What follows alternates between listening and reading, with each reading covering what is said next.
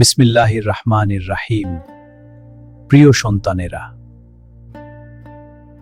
আজ আমি তোমাদের এমন কিছু আমলের কথা বলবো যা করতে সময় লাগে মাত্র 5 মিনিট, কিন্তু এর সওয়াব তোমার কবর পর্যন্ত পৌঁছে যাবে। আমরা প্রতিদিন ঘুমাই, কিন্তু কখনো কি ভেবেছি ঘুম ছোট্ট এক মৃত্যু? যখন তুমি ঘুমাও, তোমার রূহ আল্লাহর কাছে চলে যায়। যদি আল্লাহ চান, তোমাকে আবার ফিরিয়ে দেন, আর যদি না চান, তবে সেই ঘুমই হয়ে যায় শেষ ঘুম। তাই ঘুমানোর আগে নিজেকে প্রস্তুত করা খুব জরুরি। আজ আমি তোমাদের বলবো ঘুমানোর আগে 4টি সুন্নতি দোয়া ও আমল। প্রথম আমল, অজু করে ঘুমানো। আমাদের প্রিয় রাসূল ঘুমানোর আগে অজু করতেন। তিনি বলেছেন, যে ব্যক্তি পবিত্র অবস্থায় ঘুমায়, আর সাথে একজন ফেরেশতা রাত কাটান। ভাবো তো, তুমি ঘুমিয়ে আছো,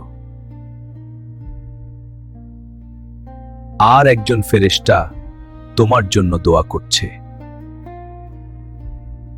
আর একজন ফেরেশতা তোমার জন্য দোয়া করছে।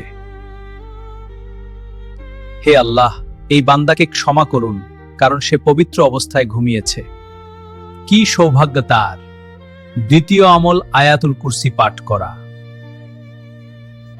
ঘুমানোর আগে একবার আয়াতুল কুরসি পড়ো। হাদিসে এসেছে, যে ব্যক্তি এটি পড়ে ঘুমায়, আল্লাহ তার জন্য একজন হেফাজতকারী নিযুক্ত করেন। সারা রাত শয়তান তার কাছে আসতে পারে না।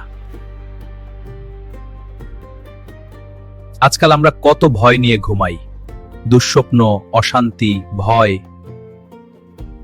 কিন্তু এই একটি আয়াত তোমার ঘরকে নিরাপদ দুর্গ বানিয়ে দিতে পারে। তৃতীয় আমল, 3 কুল পাঠ করে শরীরে ফু দেওয়া। কুল হুয়াল্লাহু আহাদ, কুল আউযু বিরাব্বিল ফালাক।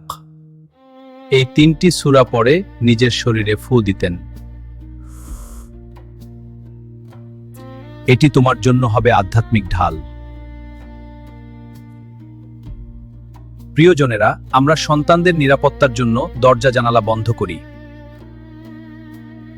কিন্তু নিজের অন্তর আত্মার নিরাপত্তার জন্য আমরা কি করি? এই 3টি সূরা হলো আত্মার সুরক্ষা বর্ম।